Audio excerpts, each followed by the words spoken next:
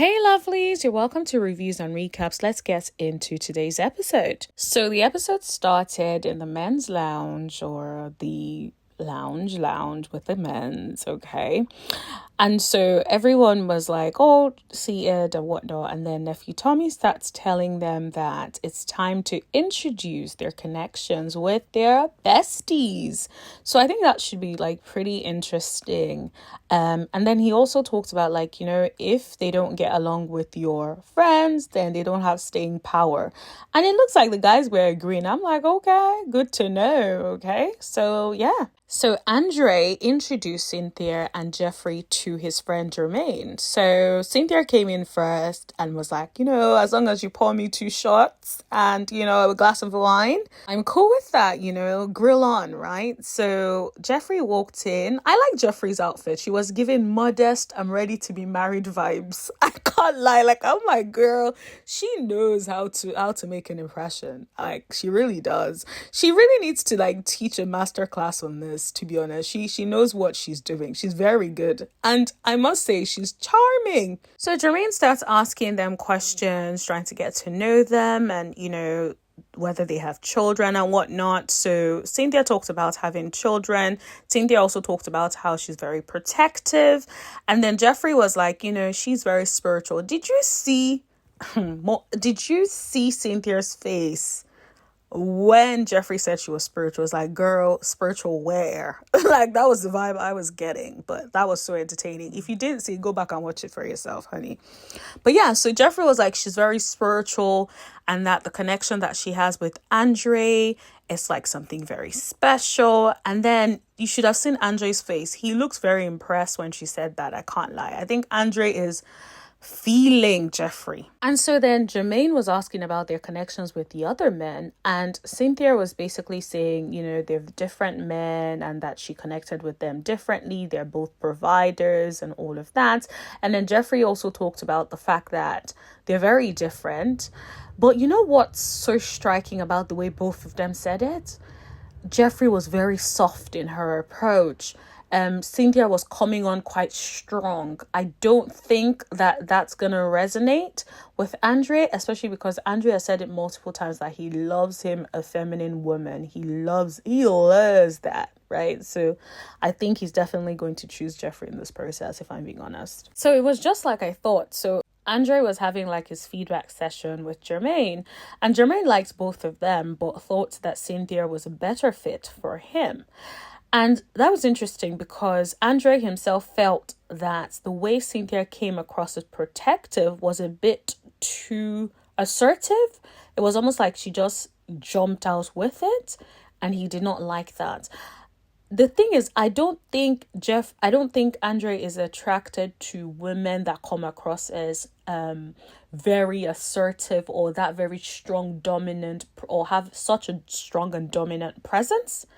I think that's why he likes Jeffrey. Jeffrey is a calmer version. Jeffrey seems mild and meek and just like, oh, honey, just take care of me. And versus Cynthia is like, yeah, he's a protector, and I'm very protective. You know what I mean? And it's very much given a little bit of a masculine energy, if I'm being completely honest. And I wonder if Jermaine is attracted to that level of masculine energy. If you notice, Jermaine comes across as more of I guess a lot calmer, less of a masculine dominance, so to speak. And I think he's attracted to a woman who has that strong dominant personality. So Cynthia is probably better for him, and then Jeffrey is better for Andre. That's what I think. So he's not picking for Andre, he's picking for himself. That's what I think. Let me know in the comment section below if you disagree or agree with me. So Mark Anthony brought Jeffrey and Mercedes to meet his friend. And so they were talking about it and just getting to know each other. the friend gave a scenario about like how to deal with conflict. So Jeffrey was like, communication is key. And then Mercedes was talking about having to take a break, a breather for a bit. And then because she doesn't want to say anything she doesn't like, and then come back to the conversation, which I think Mark Anthony appreciated, and also his friend as well. So at the end of this whole experience, there was one bit that really got me. I can't lie. So when Jeffrey was talking about how the last guy she dated broke her heart and that she just wants to be a lot more careful, and not saying, Mark Anthony is her number one, when especially she also has children, so she needs to really evaluate it properly and stuff like that. He shut her down. The friend shut her down and just said, well, the relationship isn't all about you. I didn't like that, because if someone is opening up about something that has hurt them, however they open up about it, it's not for you to then dismiss whatever it is they are saying with that response. It's very rude, is uncalled for. There is no reason for it. So after Jeffrey and Mercedes left, the guys had a conversation and he chose Mercedes. And I'm not surprised he chose Mercedes because their lives fit. She's single. She has no children. She's also studying to be a pilot. He's already done, I think, his pilot's thing, or is also studying to be a pilot as well. And so I think they have that in common. They have this young, flirtatious banter. Jeffrey is more of like a grown woman.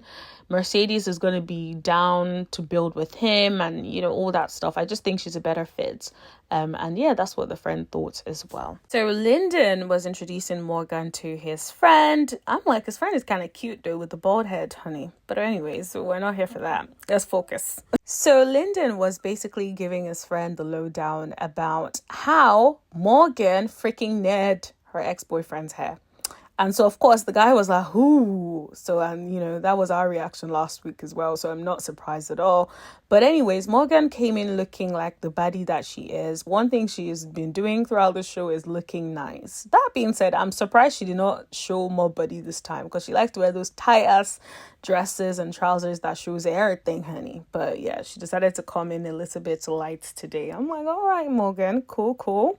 So then the friend and Morgan are talking, and Morgan is like, she started the process with 3 men. Now she's down to 2. And then he's like, well, you're not even down to 1. And she was like, well, Lyndon's 5-year plan is her 2-year plan. So that's where they might run into problems. Like, she wants to be married in 2 years. He wants to be married in 5 years. So that doesn't really work for her. So that's something that they could run into issues with. So then he starts asking, when was the last time you were in a relationship? And then she was like 5 years ago. And then he's like, was that the next situation? And then Morgan was like, ooh. And so Lyndon was like, oh, you can tell the story. And she's like, you tell it. But anyway, so she was like, well, she looked it up. She made sure she couldn't go to jail first. And then she did what she got to do. I'm like, oh my God, this girl is nuts.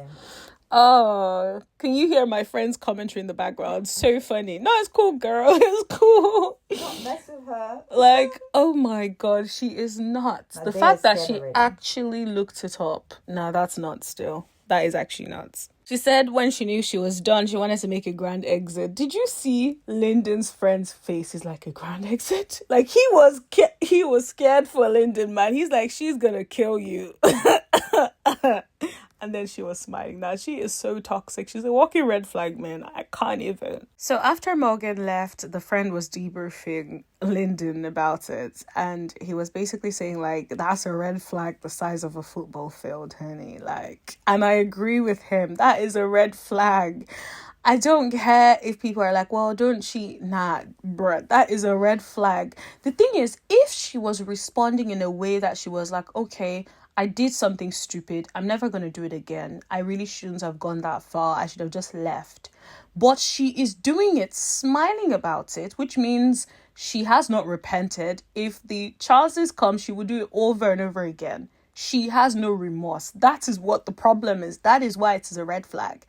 It's a different thing if, like, people have done some stupid ish in their lives, but they grow from it and then they don't do it again. But if you are saying you're standing by what you've done and you're like, I'm finna do it again, if you play with me, that is a red flag, because what might be playing to her might not be playing to you. Do you know what I mean? So what if she thinks you talking to another girl that is just your friend is something that is a near offense, is something where she can bring out the near, then your hair is gone and you have a lot of hair. Like, seriously. Like, with her, it's definitely a red flag. I love Morgan, man. You guys know. But that is a red flag. Over on the other side, Blake actually brought Sue-Ann to meet a woman. That's interesting. So I guess that's his best friend. He has a female best friend. Interesting.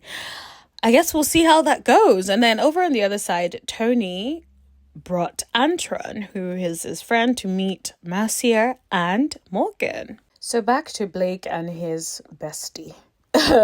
His bestie starts talking about how Blake is someone of noble character. I'm like, yeah, you sound like you got paid to clean his clean the public opinion about him, honey. I'm not buying what you're selling. Yeah, I ain't. Anyways, let me be serious. So she basically was talking about all these good things about him. And then she asked this weird question. How has Sue-Ann been able to sort of defend him or, show her loyalty or some weird ass question like that? And then Sue-Ann is like, oh, he's always in the bottom. And, I've had to sort of just convince the girls that, he's my connection. And for them not to send him home. I'm like, girl, you sound naive. There is a reason why he's in the bottom. And she kept saying, she would rather leave alone than leave with the wrong person. Honey, you are with the wrong person. You are. That man does not like you. Are you serious? Look at his energy towards you. He's looking at you with arms folded. Body language. Let's just call a spade a spade. A man that is into you would be turning towards you, would be interacting with you, would try to especially when you're sitting that close, he will probably grab something, put his hand on your thigh, put his hand somewhere close to you. He would be in close proximity to you. I'm not sure what's going on, sis. He is like, hey, pretty lady. Like, that intro was so dry. The hug was dry. Is it just me or do you guys feel the same way? Let me know in the comment section below. I can't be the only one thinking that, man. Anyways, over to Tony's little date with Mercier and Morgan and Antron. Antron starts asking, do they want children? Mercier was like, yes, but she wants children with someone who has her back, someone who loves her. And then Morgan was like, yes, she calls herself a Monty. She's raised children, even though she hasn't birthed any children, and she would want to have children as well. And so Antron seemed to be really getting into what they were saying. And over to the boring table that is Sue-Ann and Blake and whatever his friend's name is. So they showed us the scene where Sue-Ann started talking about, it's been 2 years since her divorce. And so the friend was like, okay, so have you dated other people and stuff? And so she's like, well, this is her first intentional last dating thing. I'm like, wait, you really think Blake is your last bus stop? I just have to laugh and question your discernment, if I'm being honest, because it ain't it. My friend that has never seen the show, she's watching it right now, can tell you that. Sis, do you want to say anything? Yeah, for sure. I think she just needs to be a bit more realistic. And her vibes is a bit, this is it, this is the one. But she needs to be open-minded.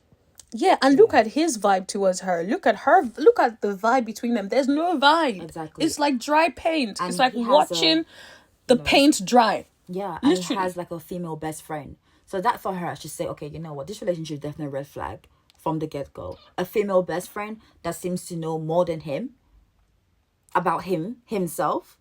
No, this is a red flag. And she should definitely walk away. But she's just saying down there saying this is the last bus stop. No, it's clear. I mean, he's not even facing her properly. He seems uncomfortable. It seems like he's there for a business meeting or business an interview. 100%, 100%. And I know some people in the comments will be like, "That's his personality." Yes, but even people that have that personality, when they're with someone they like, you can tell. You can tell. There's a difference. 100%. But the way he interacts with her is the same way he interacts with everyone across the board. That is a problem. Over on the other side, back to the Mercier date. So he starts asking them if they have like a 5-year plan. And Mercia is like, yeah, she wants to be married in 5 years. And Morgan is like, 2 years. Wife me, please. That's the plan. I'm like, okay, girl. She's a little nuts. I love her, but she's nuts. She really gives me like, girl. A bit too much. Wife me, please. Yeah. Yikes. But I know she's like being entertaining about it. She's good TV, I have to say. She probably has like a good future in reality TV, and she should actually take it up. I love how the friend then asked her a follow-up question. That friend was like, we gonna get to the bottom of it. Do you hear me? He's like, so how do you plan to get to the plan?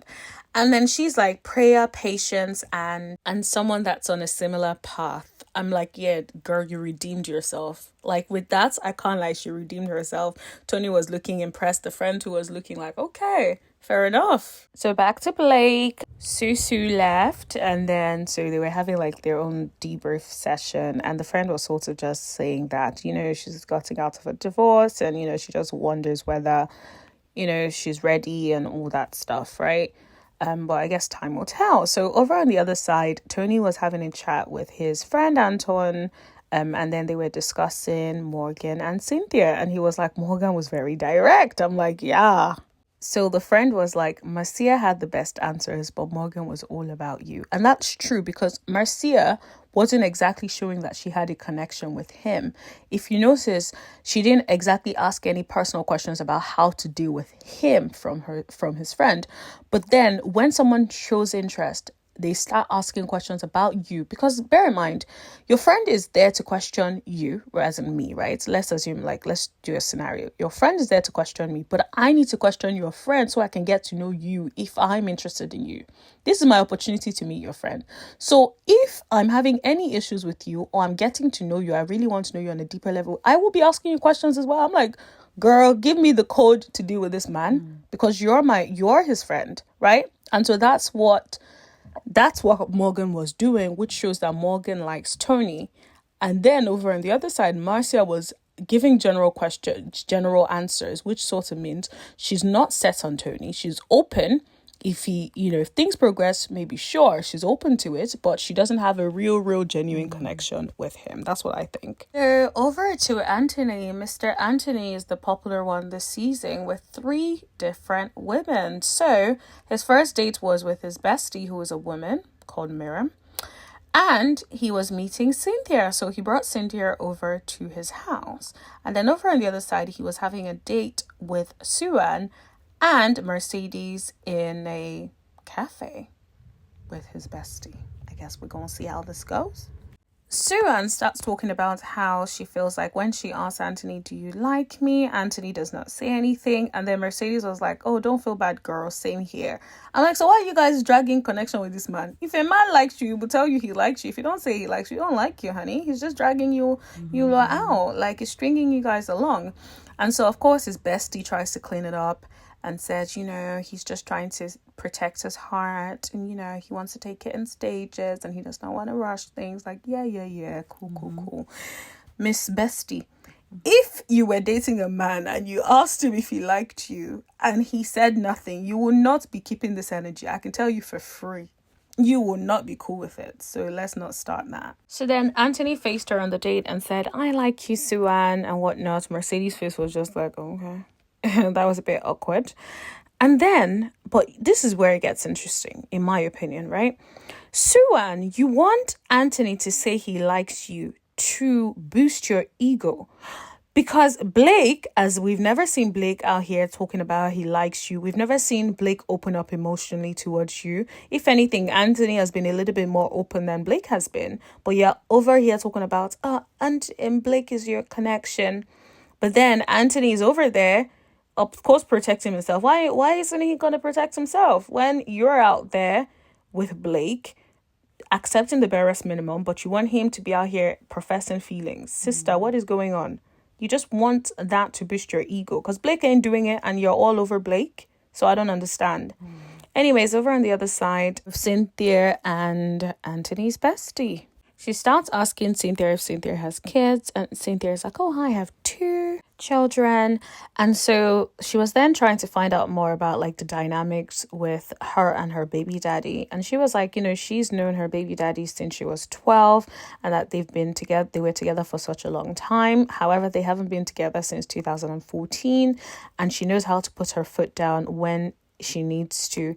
And I'm like, that's interesting. Does that mean that last week when he was grilling Andre and Anthony, did you not think that was a good point to put your foot down? Or did you want him to grill them? Or are you making the fact that you are able to put your foot down now? Are you saying that just to make yourself look better and to clean it up? Or is that really the reality? I don't know.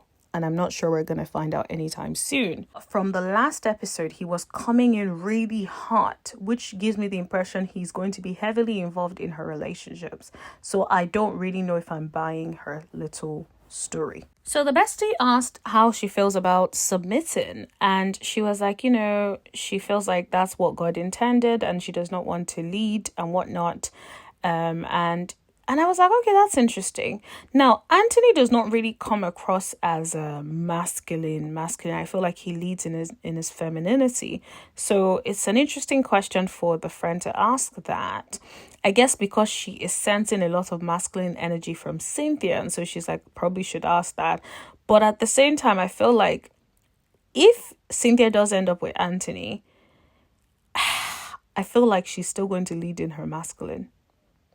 That's what I think. You guys can disagree with me in the comment section. Let me know.